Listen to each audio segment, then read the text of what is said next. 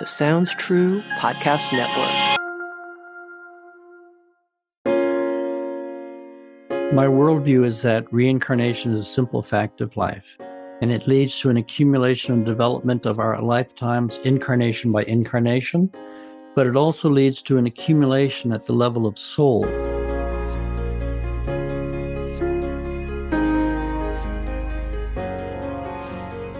Welcome, friends, to this special series from Sounds True, Once More, exploring reincarnation and the gap between lives. In this episode, my guest is Christopher Bache, Professor Emeritus in the Department of Philosophy and Religious Studies at Youngstown State University, where he taught for more than 3 decades. He's also the author of several influential books. They've been influential in my life and in the lives of many spiritual explorers, including a book called Life Cycles, Reincarnation, and the Web of Life. It's a book described as one of the most intelligent and broad-ranging discussions of reincarnation ever encountered. He's also the author of the book LSD and the Mind of the Universe, a book in which Chris chronicles a 20-year exploration of the structure of the cosmos through his engagement in more than 70 high-dose LSD sessions. Friends, stay with us.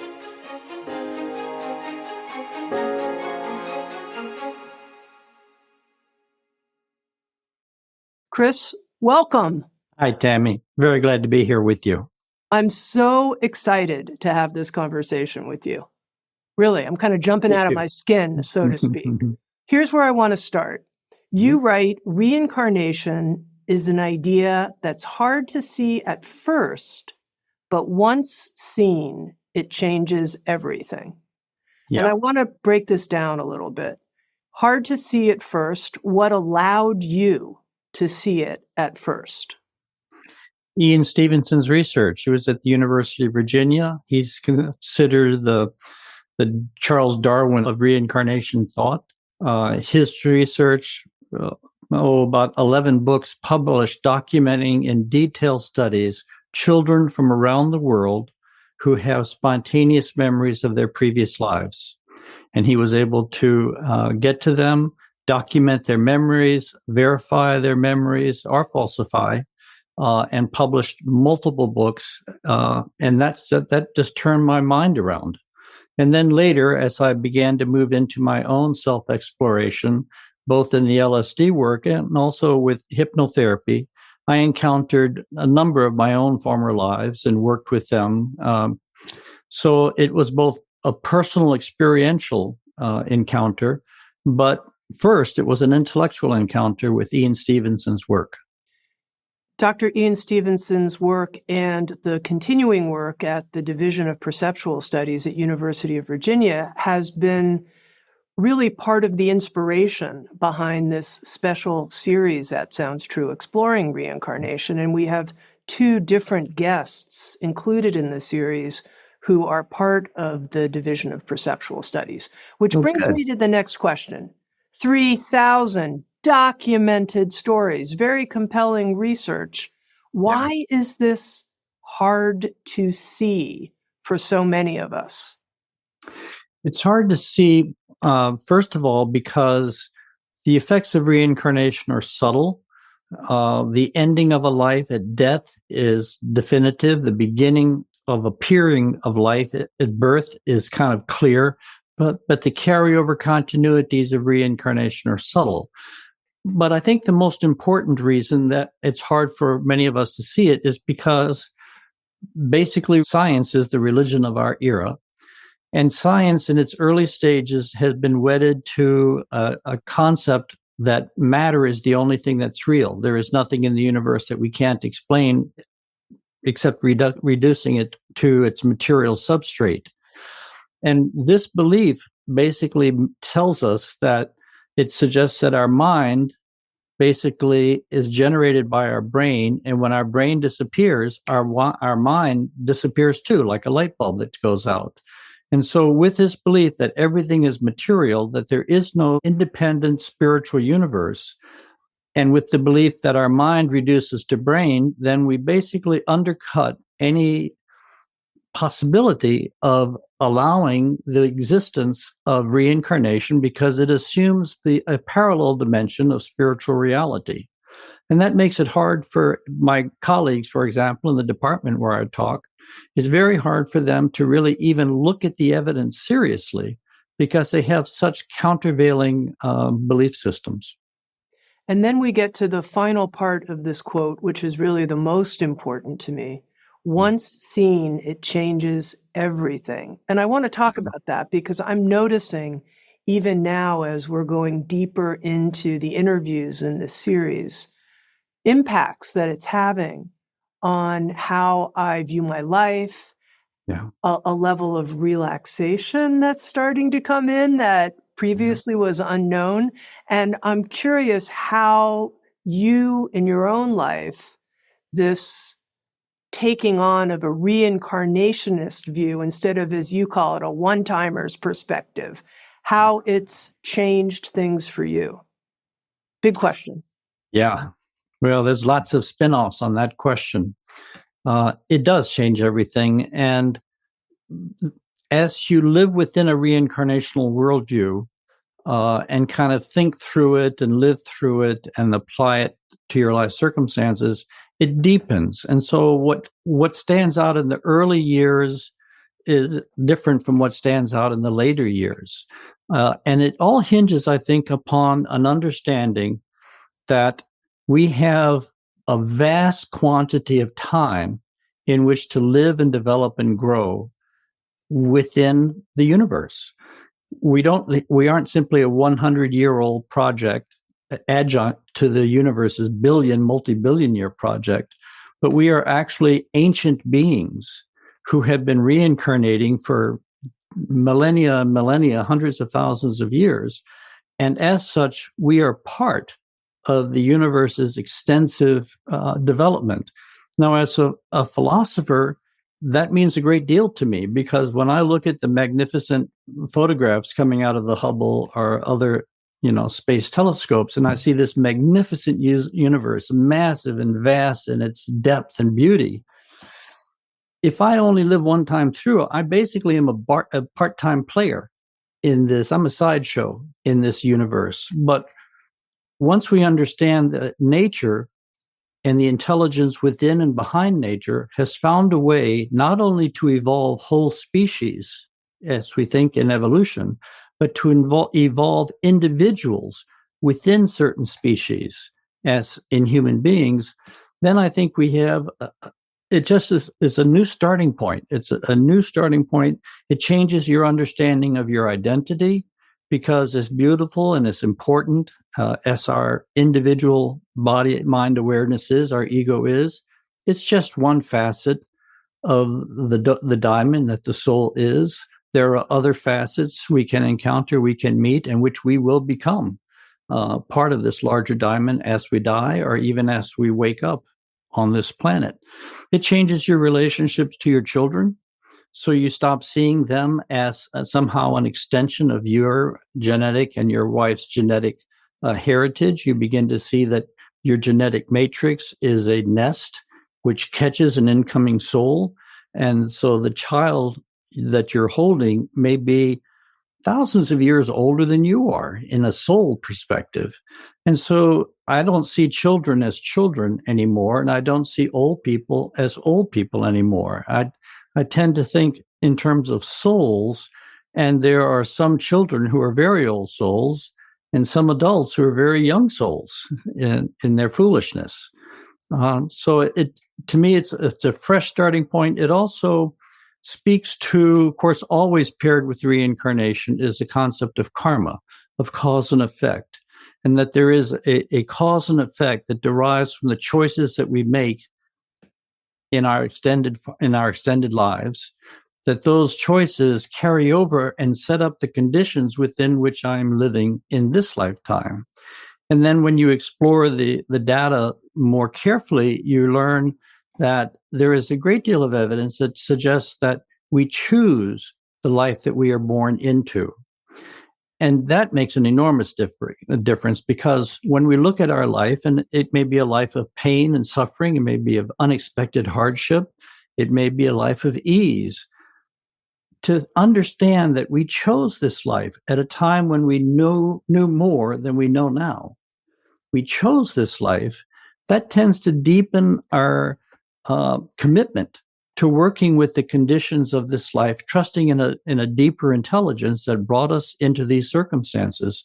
So to me, it's an absolutely fresh starting point in philosophy. I mean, it really, your whole philosophical insights diverge between the one road which says we only incarnate once, and another road which says, no, we incarnate many times. They go in very different directions.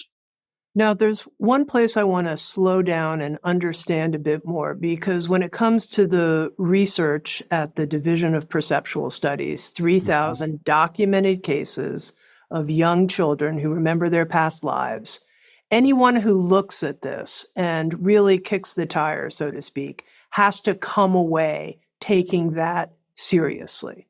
I think Now, so. the interpretation of it is, of course, more something that we can discuss. So when you were talking about how this evidence, which leads to a belief, these are reincarnated young children, they remember lives, they could have had no access to that information. Okay, I'm with you. But now you're saying there's data that says we choose, use the word data, that we choose our lives. And that I became a little skeptical there. And I was like, this seems like it's more a realm of positing a theory, but I'm curious how you view it. Yeah. I think the work done at the University of Virginia department is critically important for putting reincarnation on the table with strong intellectual credentials. But personally, when I look at Ian Stevenson's magnificent work, it became clear to me that he doesn't have a rich, textured understanding of the entire cycle of reincarnation, what happens to us when we die, what the structure of post-mortem existence is, and what the deeper intentional purpose of reincarnation might be. And that's perfectly fine, because his job is to work close to the data. And the data which he's working with is data where you have two lives which are very closely enmeshed, so that the time interval between the death of one and the birth of the other is 2.5 years for his subjects. And the distance between the life place of the first life and the life place of the second life is approximately 50 miles. So that's faster than the population at large and closer than the population at large. So these are an exceptional subset of human beings who have this memory of their former lives. There is other work, Edith Fiore's work, and people looking at larger demographics, trying to give people experiences of regression and then trying to document where they went to and looking at the larger numbers. We find that people incarnate on average much more slowly and much farther afield than they do. Now, once you allow reincarnation on your maybe table, and you can then start looking at other bodies of evidence. You can look at the bodies of evidence that come out of the mystical traditions, the spiritual traditions, Vajrayana Buddhism's extensive, treatment of reincarnation, particularly in the self-consciously and reincarnated enlightened beings, tulkus.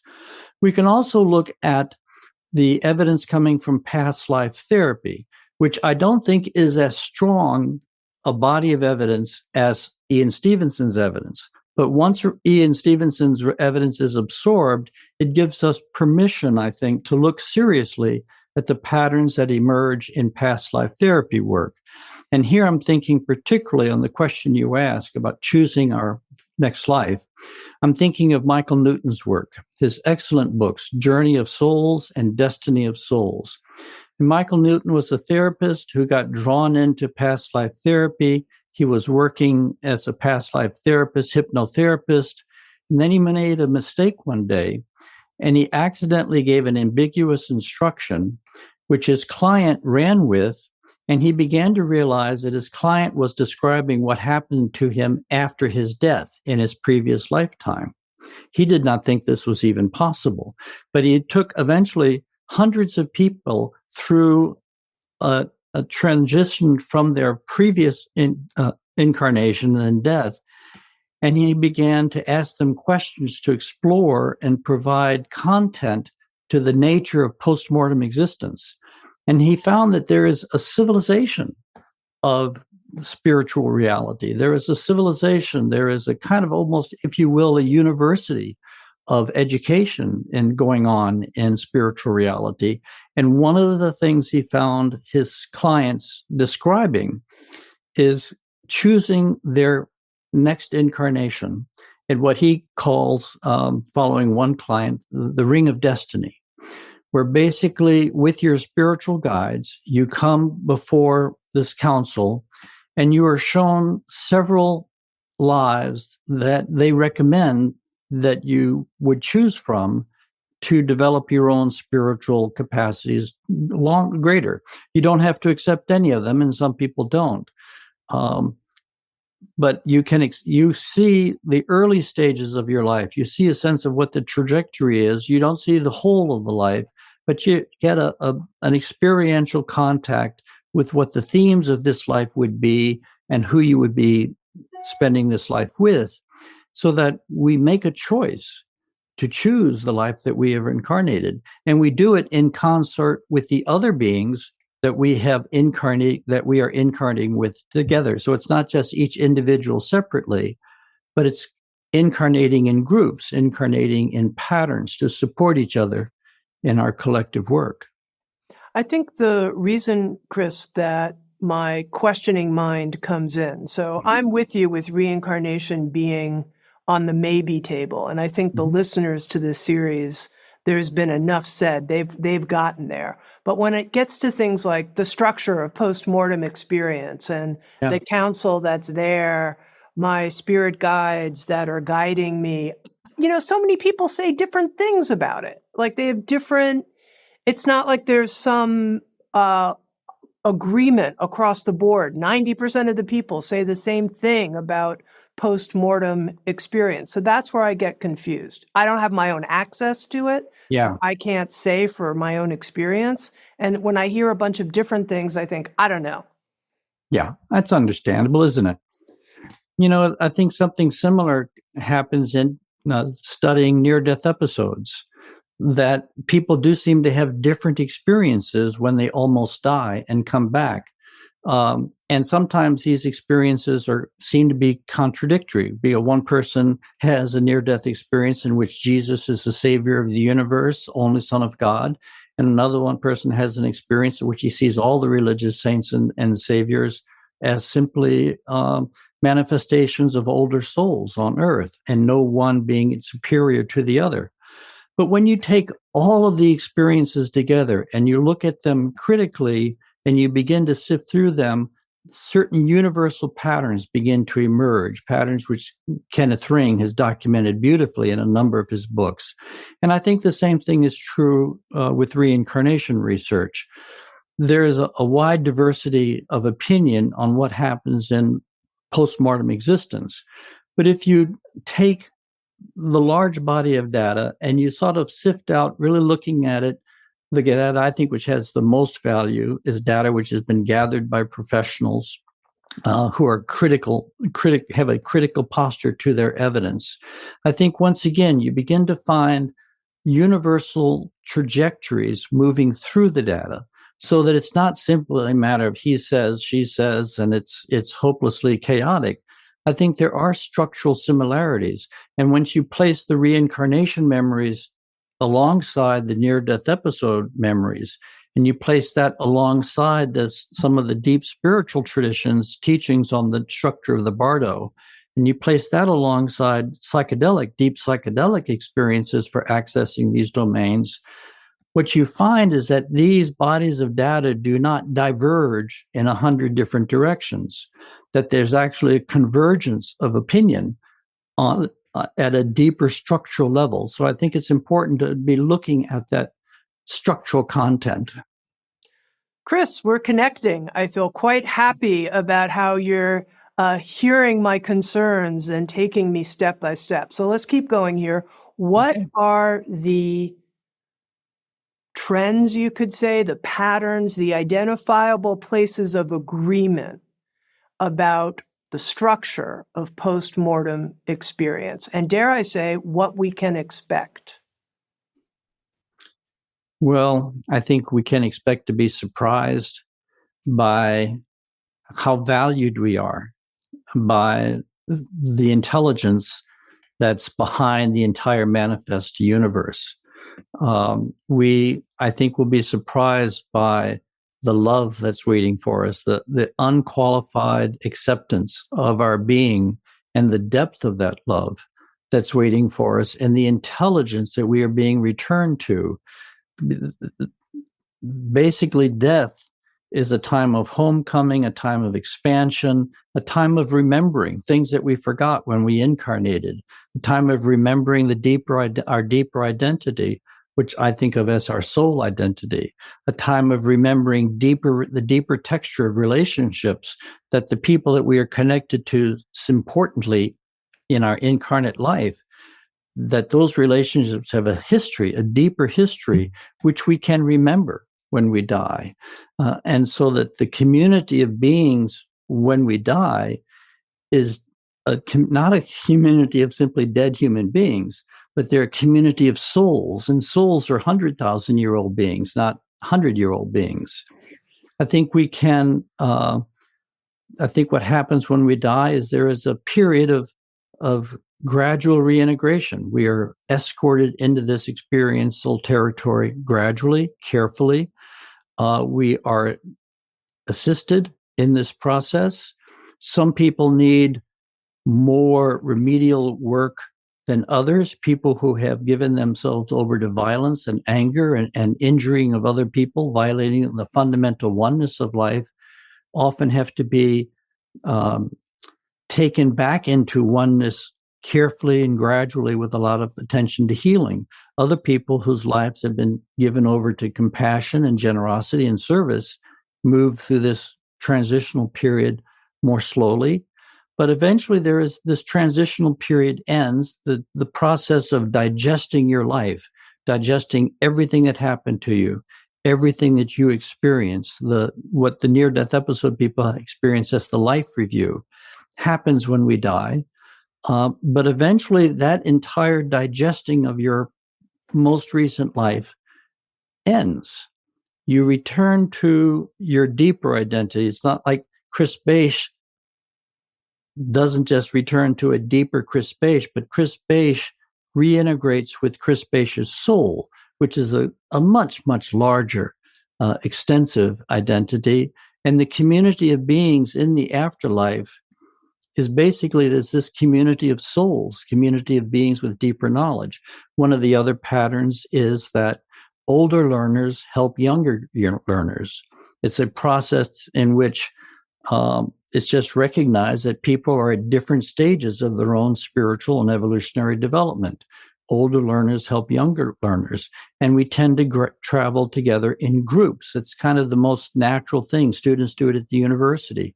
They form relationships with people in their freshman year, and they tend to stay in touch through their entire cycle.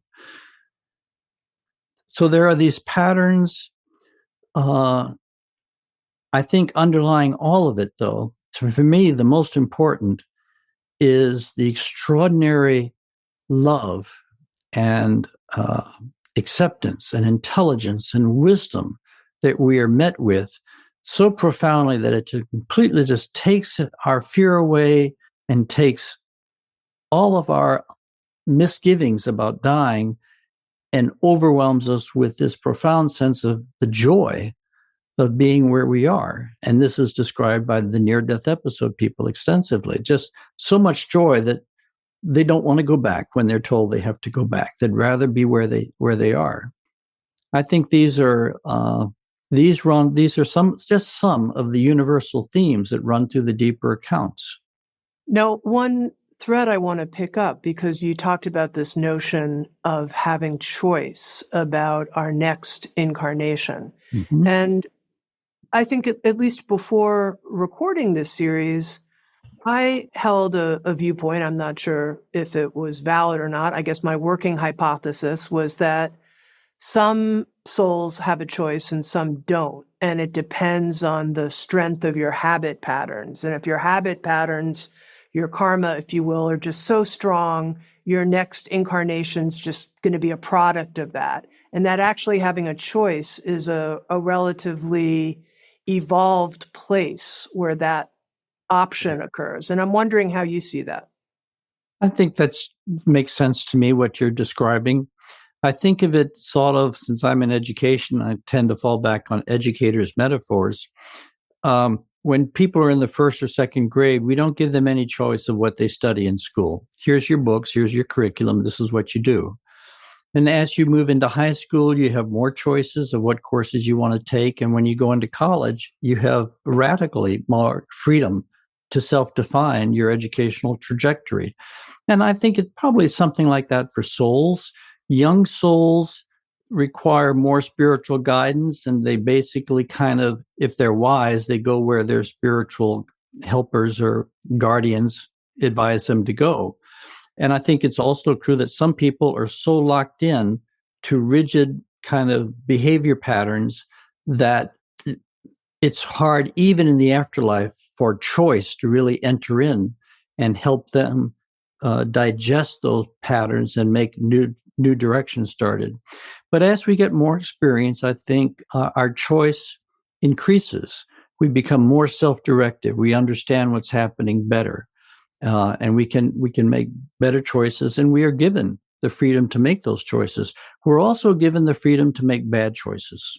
It wouldn't be choice if we didn't have that freedom. Some people, Michael Newton describes, choose to reject the lives that were offered to them by their guardians. And when they incarnate, they then report a life that's sort of without a feeling of direction, without a feeling of intuitive alignment with their circumstances or people, because they literally have incarnated in pure improvisational mode. And they don't kind of have that inner blueprint that most of us have that tells us when we are in alignment with our deeper truths and when we're out of alignment with our deeper truth. What do you think of the often quoted idea that the last thoughts we have before we die make a difference in our trajectory in the afterlife? I understand that. And I think that may be true in some circumstances. For example, in Stevenson's Children, if he asks the question, why do these people remember what other people do not remember? He finds that 60% of his clients died early, and the remaining 40% died with an acute sense of unfinished business, like a mother who's just given birth but hasn't raised her child, or an acute sense of being wrenched from life suddenly, quickly. And so that seems that the ending of their life did leave a strong imprint on their next incarnation. But again, remember, these are the exceptions to a much larger principle. And while I do think our last thought can have a heavy imprint, I generally tend to think that the divine, or the ultimate, the absolute consciousness, which is behind and within and manifesting all of this reality, is much more compassionate and understanding than we give it credit for. I think we have a tendency to make inferences and gather inferences, but I don't think the last thought is necessarily that absolutely directive. For example, someone who's dying of cancer and is taking pain-killing drugs, and they die heavily under the influence of this mind-numbing drug. Does that mean that they are going to be predisposed towards addiction in their next incarnation? I don't think it works like that. I think we are brought in, we are debriefed, we go into a period of deeper communication with our guardians, and we continue to learn. It's not all learning doesn't just take place on earth. We continue to learn and exercise learning in spiritual reality. And then we make choices on coming back. So that the choice of coming back may pick up on our last experience, or it may not. So I guess the more programmed we are, the tighter that bond will be. But the more evolved we are, I think there's less of a bond. In your book, Life Cycles, you introduce the notion of the oversoul. And I wonder if you can speak some to that and how the oversoul plays its role, in your view, in the afterlife. When I use the term, which has been, in esoteric literature, very common, the oversoul, the Seth material, it's there. I kind of have used the term soul in two different ways. Our soul is usually thought of as the conscious entity, which is the holder of my individual life experience. So Chris Bache's soul is the psychological construct, the consciousness construct that holds all of my life experience. The being that I return to, the being that planned my reincarnation, is much, much larger than I am. And so this larger soul is often called the oversoul. So the oversoul is really the soul which holds the memories of all of our incarnations through time. Now, eventually, after writing that chapter, towards the end of the book, I said, I'm just going to call that entity the soul. And I would capitalize it to differentiate it from soul with a small s, which is my personal self-identity. But soul with a capital S is the 100,000-year-old being, the soul which chooses my incarnation and which receives my incarnation back. Because the vast majority of our consciousness and our learning doesn't incarnate in any lifetime. Michael Newton says if we were to incarnate all of the soul's power in one lifetime, all of its substance, it would basically short out our circuits. He thinks we incarnate maybe 5 to 15 max % of the power of the soul. And I think something like that is true. However, I think we are moving into a point in humanity's larger story, evolutionary story, that we are moving into a time when I think the soul is waking up inside humanity, so that there is a process in which we are moving towards greater and greater incarnation of greater quantity of our total soul identity in our historical incarnations. It's interesting. I love the fact that you used percentages, so I'm going to stick with that for a moment. And I think I'm going to use the oversoul and soul language just to make it easily distinguishable for our conversation. But in this moment, there's Chris, the soul, who's here talking to me in 2025 on Insights at the Edge. What percentage of you do you feel is in that ray, if you will, of sunlight of the oversoul sun? Like, do you feel more of that? Could be you can access it, it's present, you can tune into it and feel it, or no, 5 to 15% is pretty good, Tami, come on.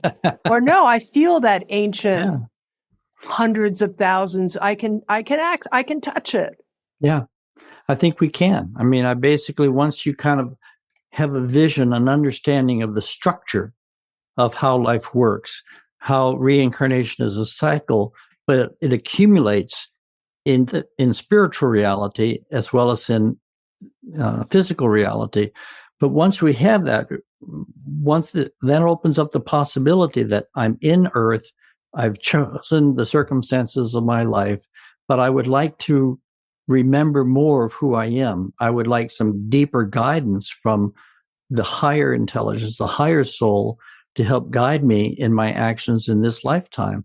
And we have all sorts of technologies that allow us to do that, all sorts of exercises. Meditation would be an exercise. Hypnotherapy would be an exercise.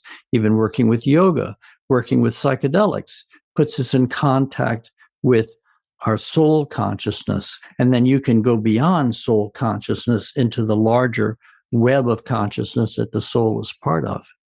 Yeah. Now, I have to ask this question one more about choosing our lives, because Okay. for those of us who have a sense of, I think I might have chosen my life, but why would I choose a life that had so much suffering in it? Really? Yeah.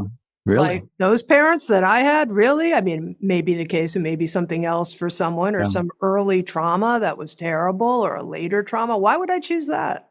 Yeah. I don't want to make light of any of these, any of suffering. I mean, I don't, and I think I get very angry when I hear people pronounce how suffering works, or makes large metaphysical pronouncements on it.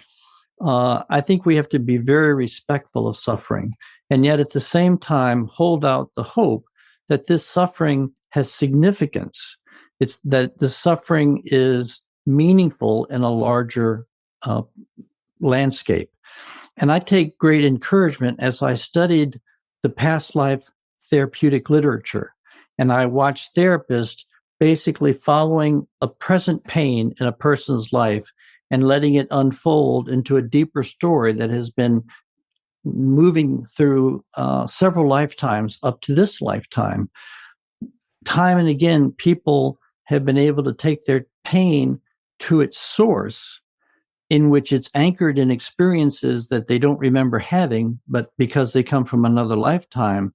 And in that remembering, it provides a freedom and a release from suffering in their current lifetime. So when you see that happening over and over again, it supports the conclusion that this suffering is, I don't want to say intentional, but it's accepted as a circumstance of learning. And then we would ask, you're asking, why would we ever want to learn? What do we have to learn from those horribly depleted or compromised lives?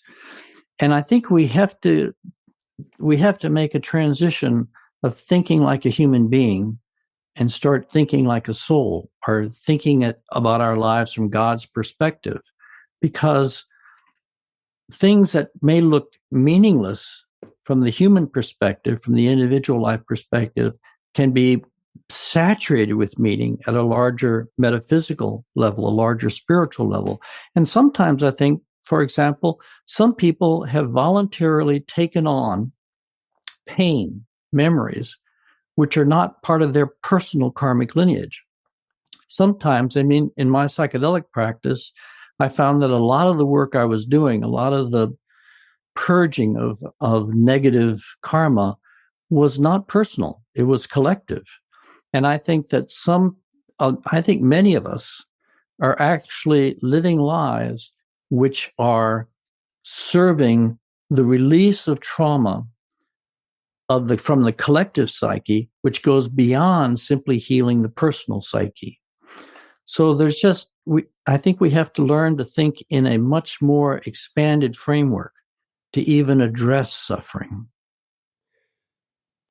Chris, you talk with a lot of conviction about reincarnation and the structure of post-mortem experience, a phrase I'd never even heard before this conversation.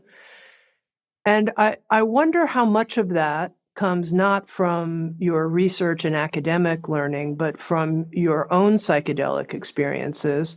And if you can share a bit about how you encountered past lives, your own past lives, past life knowing in your psychedelic journeys, and how that's informed this conviction that you have. Yeah.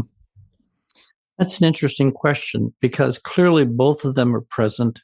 I've been reading the reincarnation literature for 40 years now. And so it has very much shaped some of my thinking. But what really has given that intellectual knowledge a particular depth of conviction has been my personal experience, both psychedelic experience, but also hypnotherapy experiences. I did 3 years of hypnotherapeutic regressions to explore my deeper history, and I found and worked with about a dozen lives, worked toward healing them and they healing me. And the psychedelic experience opens up a whole new category. in some of my psychedelic experiences, I have relived former life trauma, former life clashes with people who are in my life now. And I've experienced them. You experience these things so deeply and so intimately and with so much detail and such power of access that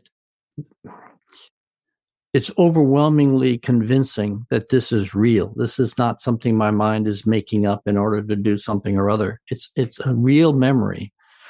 And I've experienced in my psychedelic work I've been given deeper understandings of the landscape of life and how there's this deeper causal structure that's manifesting itself in our life, in our choices, through ourselves into the world. And then there are those experiences where one is taken into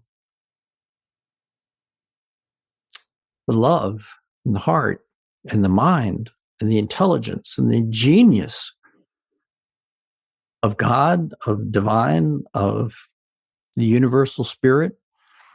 And when one experiences that, just the intensity of the clarity and the depth of love that's there, then it makes it easier, I think, to once the intellectual horizon expands, you begin to understand that all of these mechanisms that we are studying, they fit into a larger pattern, that this reality, this being or this oneness has manifested itself as the universe and us as part of it as the universe. And this being does not think in short terms. It does not think small. It thinks in billions and billions and billions of years. And it is growing a universe from nothing to what we have today and continuing to develop, and that we are part of that process. And so when you touch the essence of your own being and discover that the essence of your individual being is one with the essence of all reality, and then drawn into that all reality to experience the intention of that reality in creation and the love that's motivating its creative process, then this takes that intellectual knowledge and weds it into the heart and just fuses it into, well, let's say a deep conviction that this is true, that it's real. It's just very simple. It's true and it's real. And what is the intention from your perspective of the universe itself and our creation? This core intention? What is it? Boy, that's going right to the deep, deep heart of the matter. And I have to say that whatever I understand, I'm sure is incomplete, because the magnitude of this being is so vast that even after exploring it for 20 years, as I did, I learned late in the journey that there were dimensions beyond what I had seen, and that I didn't have the grasp on the totality of it. So I begin by saying, I don't understand the whole of it. But what I've seen leads me to conclude that some people say that this oneness creates in order to know itself. And I've never personally found that very convincing. I think it speaks to me more to think that this oneness creates in order to share itself, in order to increase the creativity of life forms in existence, that it divides itself into these sparks of light, which become human beings, human souls.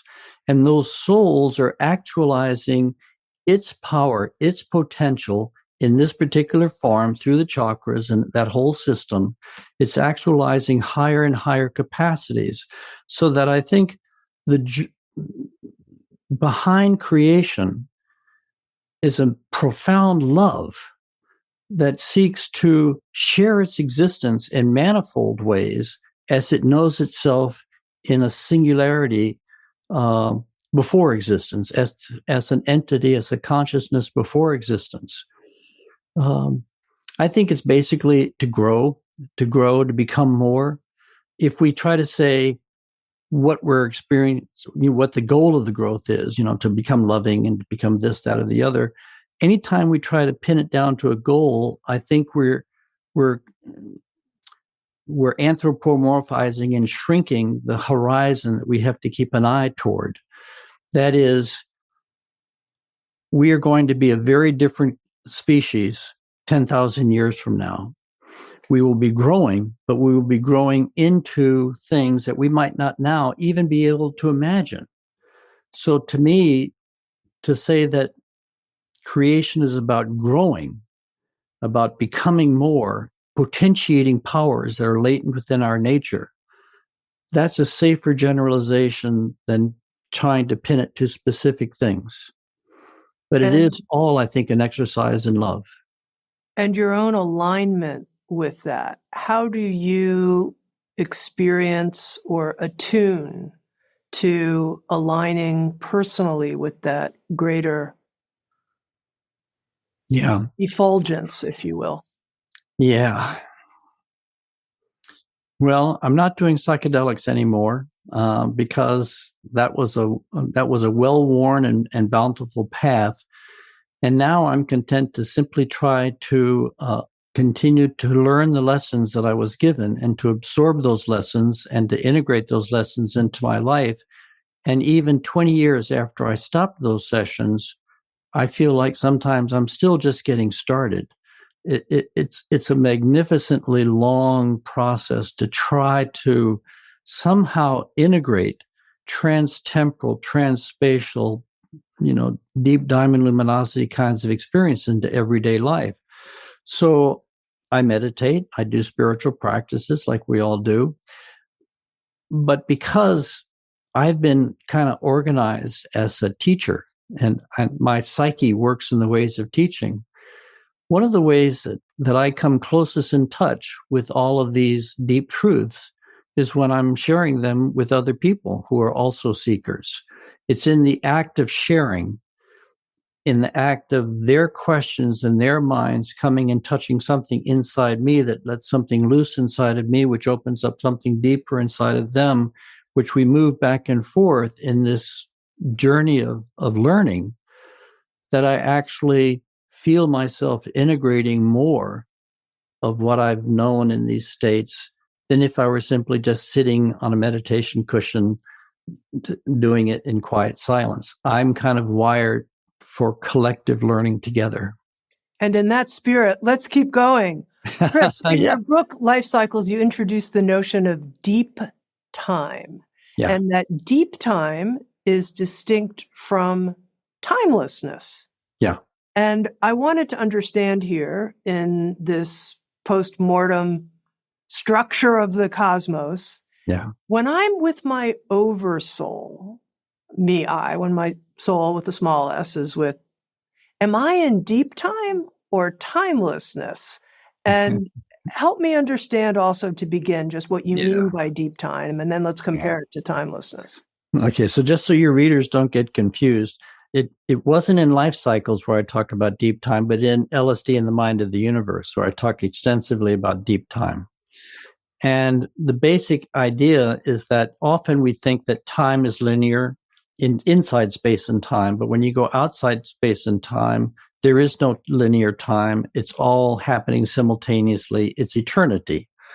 And I think that's basically simplistic, that we find through psychedelics and through going through successive death and rebirth processes and initiations into these things, that there are many modalities of time in the universe. At the time that the universe experiences within itself multiple modalities of time.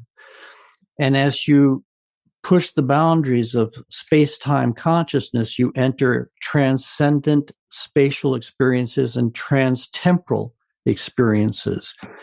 Deep time, the first time I entered deep time, I had a series of sessions in which I experienced my entire life from beginning to end as simultaneously present. How is that possible? But it was just simultaneously present. And I had insights And I could experience myself as an old man when I was 28 years old, 30 years old. And then when I went deeper into deep time, I began to be drawn into larger tracts of time that concern the evolution of the human species. So just as the individual has a story and a timeline, the entire species has a story and a timeline. And just as we can kind of recreate speeding up with photography, we can speed up time and watch a deeper unfolding take place, even the movement of continents take place through animation. Likewise, when you enter into deep, deep time, you can experience 100,000 years of evolution in 5 minutes. That type of compression, so that there are multiple modalities of time, and then far on the outer edges is this experience of timelessness, that you enter a reality where there is no time. They're simultaneously present, past and future, but there is no time. And that's just a mode of the universe. Now, when we bring all those insights back to your question, what is the reality of time and our post-mortem existence? There is a sense of continuity. There is a sense of action, which is spread out over time. It's not necessarily linear time like it is on Earth, but there is a sense of coherence, which is temporally embedded, temporally soaked. And you can also move into different temporal modalities in the Bardo experience. You can, if you have access to these deeper levels, you can go into deeper levels of time before coming back to Bardo time, and then before coming back to time-space linear time.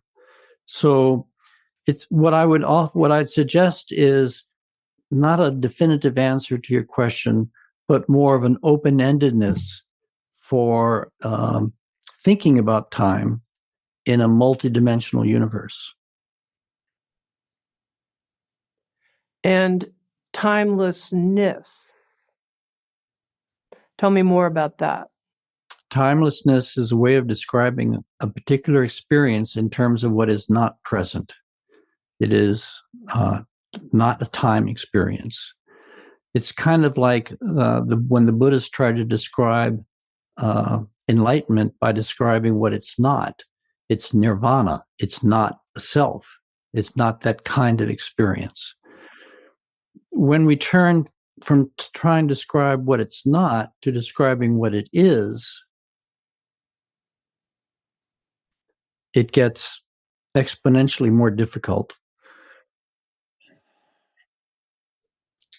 Because I'm trying to describe an experience where it is as if time has not yet begun and it's already finished. It is it is an experience of absolute fullness. Everything is present. All potentialities are present in a translucent, clear form.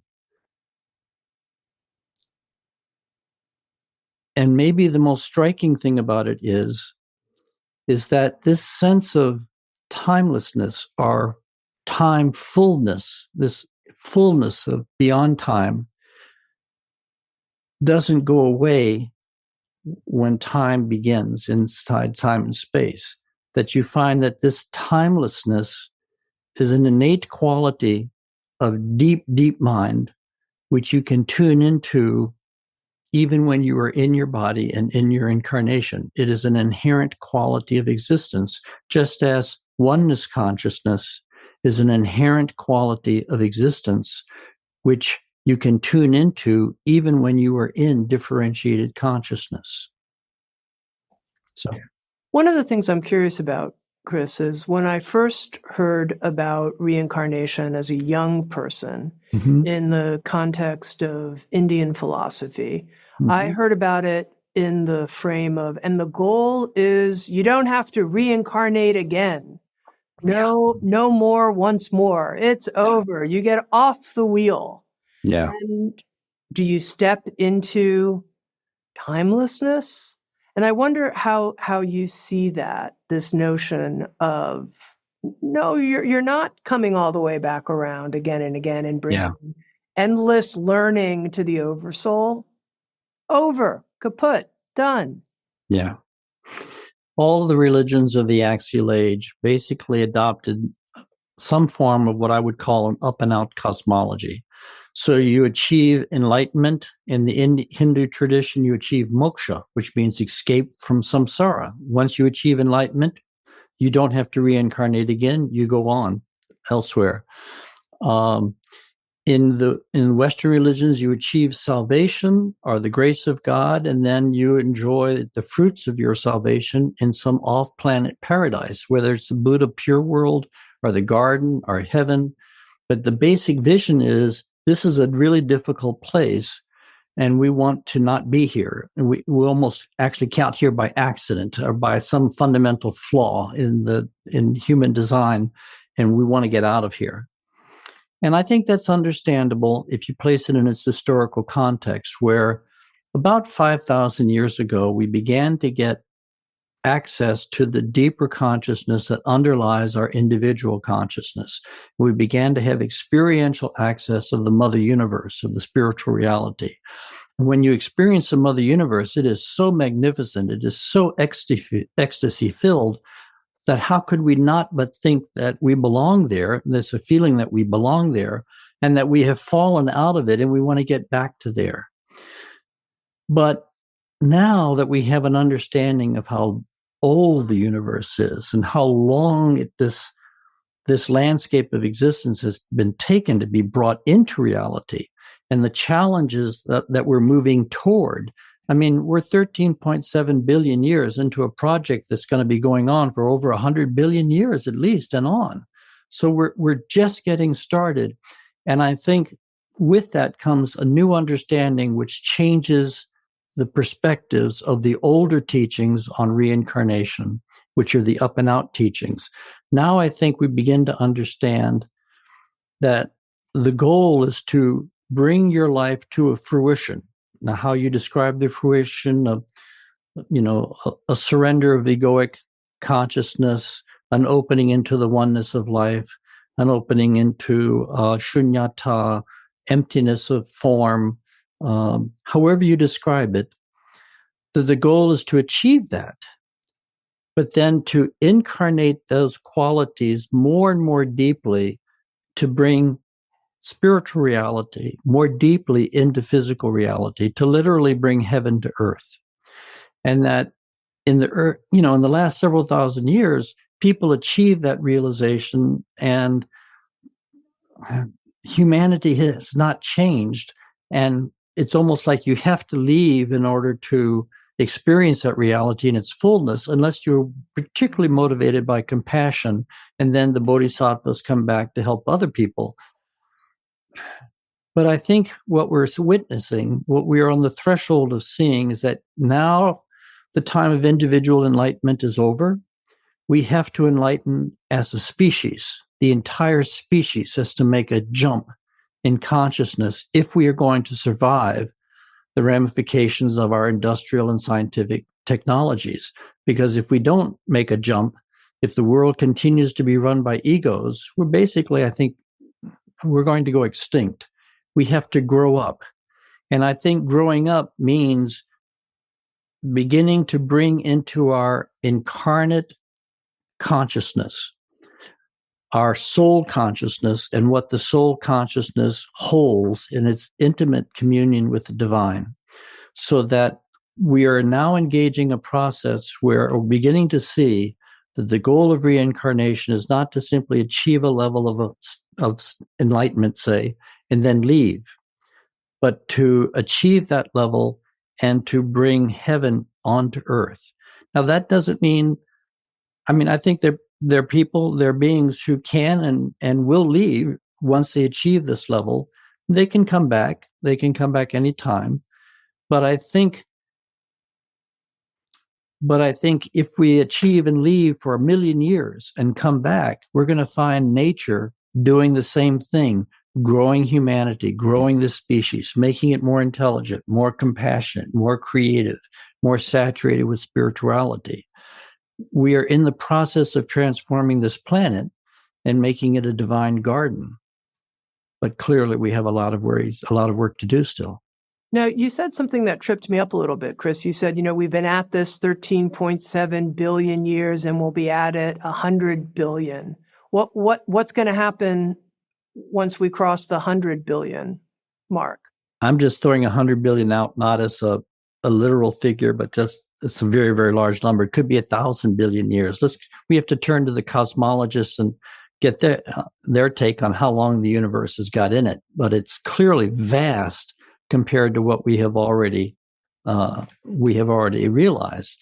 And when I said that, I'm saying that the creative intelligence of the universe has generated 13.7 billion year history, at least after this Big Bang. We don't know whether there were other Big Bangs before this Big Bang, whether it's an expanding. Once more, there'll be another Big Bang, once more.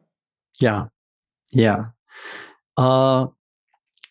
There are some traditions like the Vedantic tradition, which basically says the goal of life is to return to the oneness of all life. So it's like the drop returns to the ocean. The drop disappears and now lives as ocean, not in ocean, but as ocean. I don't find that to be true in my experience. In my experience, I think individuality, and by that I mean I'm focused on soul individuality particularly. Individuality is a precious gift given us by the Creator. And we don't, just when we take that individuality to a point where we can penetrate to the depth of our being and discover our communion with all other life forms in the oneness of life, at that pinnacle point, I don't think the universe takes that individually back and says, okay, now you can come back into me and dissolve into the totality. So whatever happens at 100 billion years or however many billion years out, whatever it is, I think that we are becoming, century by century, ever more empowered players in the universe, not just in the physical universe, but in the reality behind the physical universe, in spiritual reality. I don't think that's something that's taken away. I don't think it's something that's dissolved. I think this is one of the great gifts of existence, to actually be empowered to explore more and more potent worlds. Now, let me throw something in kind of from left field. I think there are many spiritual cosmologies which says this physical universe, as big as it is not the only universe. There are other universes overseen by other spiritual beings and enlightened masters and so on and so forth. And there are levels of spiritual reality, many, many levels of spiritual reality. And my experience from psychedelic work is the deeper you go into a state of consciousness, the more you're penetrating a higher level of energy. The deep states of consciousness are extremely high energy. And I think one of the things we are developing here in our physical incarnations on Earth is developing the kind of clarity and strength of focus and strength of being that allows us to enter these deeper states of consciousness or deeper intimacies with the divine without shattering. If we become one with God, so to speak, prematurely or too early, it's just shattering. It completely shatters us, because the differential between the divine's energy or that level of reality and our energy is so great, it just explodes us. But by incarnating more and more and getting into it gradually and assimilating those gradual immersions and initiations, we develop a strength that allows us to enter consciously and without risk the love of God and the knowledge of God without being destroyed. And I think of this in terms of the birth of the diamond soul. We give birth to it.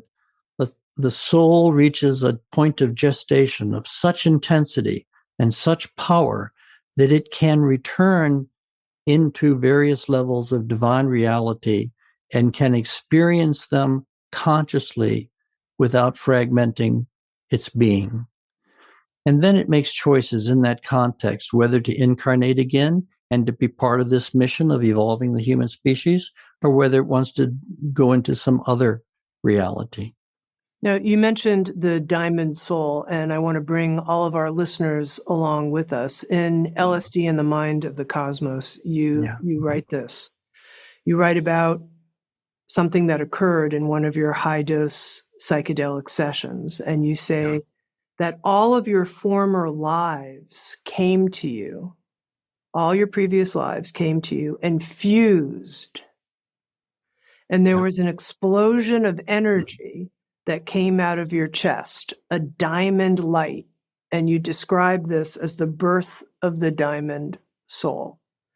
And this notion that all of your past lives fused and then an explosion came from your chest. Help people who are hearing, what? Diamond light, diamond soul? What's Chris talking about?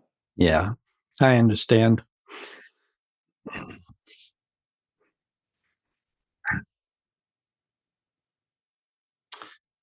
My worldview is that reincarnation is a simple fact of life, and it leads to an accumulation and development of our lifetimes, incarnation by incarnation, but it also leads to an accumulation at the level of soul. And usually the way that the system works is when we incarnate, we forget the deeper identity, we become small, and then when we die, we open and become large again. We return to the boundaries of the soul. We incarnate, we get small, we die, we get large. And this has been going for thousands and thousands and thousands of years. It just seems logical, and it is part of this experience that I had the experience of my former lives coming into me, and it was like wrapping a white filament of cord on a kite spool. And they fused. And when they fused, there was this explosion of energy, which catapulted me of this diamond energy, pure, clear, beautiful white light, catapulted me into a level of reality that was deeper than any I had entered up to that point in time, in which I was an individual, but I was an individual without boundaries of any kind. And I was a larger individual than I had ever known individuality to be. And contextualized in the teachings that I was given with this experience, I came to see that this is the next stage of human evolution. We have been gestating the future form of humanity for thousands and thousands of years. Gestation is long, labor is short and intense and dangerous. We have been gestating the future human for thousands of years. We are entering into the century, I think, of our birth of this higher consciousness within humanity. And what happened to me in that session was being given to me to help me understand where reincarnation is taking humanity. It's taking us not simply in incremental steps to be better, wiser, smarter, more creative, but eventually it takes us to a point where the entire platform of human awareness shifts to that of the soul. And I think we can see the prototypes of this in enlightened masters, where they are, and our great saints and great sages, they are speaking out of a level of awareness that clearly is beyond most people. And they are speaking with a depth of perspective. Love your enemies? What? Love your enemies? Are you sure? I mean, this is a totally different perspective. So I think the pattern, what I experienced, was simply a slice of what is happening at a larger process. At a larger process, I think nature is in the process of giving birth to what I call the diamond soul. Other people have seen this process also. They give it different names. But that we converge in this understanding that there is a summing up of human history. And as these former lives come into us, there's a tremendous purification that has to take place, because a lot of these former lives have been stupid and done dumb things, and they carry really elemental primitive beliefs. So there's a purification where we kind of winnow these things out and heal these aberrations and reach new centers of balance. But also they bring not only their faults, they bring their gifts, they bring their creativity, they bring their successes, they bring their artistic abilities. All of these things are coming together and manifesting as a singular integrated consciousness. And I don't think that means necessarily remembering all the little details of each of the informer lives, their addresses or their, phone numbers or things like this. It's internalizing what has been learned in each of those life scripts, what has been learned, and that we reclaim this learning, we experience this learning that's taking place inside our incarnation. Everybody experiences the soul when they die. But I think we are in the process of giving birth to a humanity who is experiencing the soul fully when they are alive on earth. Now, I just want to clarify something, Chris. Yeah. Because I notice when you talk about the religious systems of the axial age and this up and out emphasis, I respond, yeah, they wanted to get up and out. They didn't change the world and bring that expanded consciousness here to the planet. I want to do that. I want to be one of those people who's part of that new embodied. We're bringing all of that beauty and love here to earth. And then another part of me goes, oh, come on, really? How impossible, Tami, to take a vibration that high, a frequency that high, and actually bring it into our human society in the mess that it is. And, then I go back, let's just get up and out. Come on. And I wonder how you sort of work with that tension. It does seem hard, doesn't it? When we look at the world, we look at what's going on, we wonder, how could we possibly bring a heart that loves the entire world into this highly divided world? It just seems ridiculously difficult. But then we look around and we find people who are doing that. We find great people, social figures who are doing this, like Mahatma Gandhi or the Dalai Lama or Martin Luther King. But we also find ordinary people on the street who just, in their corner of the world, they're bringing love, compassion, they're bringing service, they're bringing healing, they're basically bringing the compassion that comes with oneness into the world.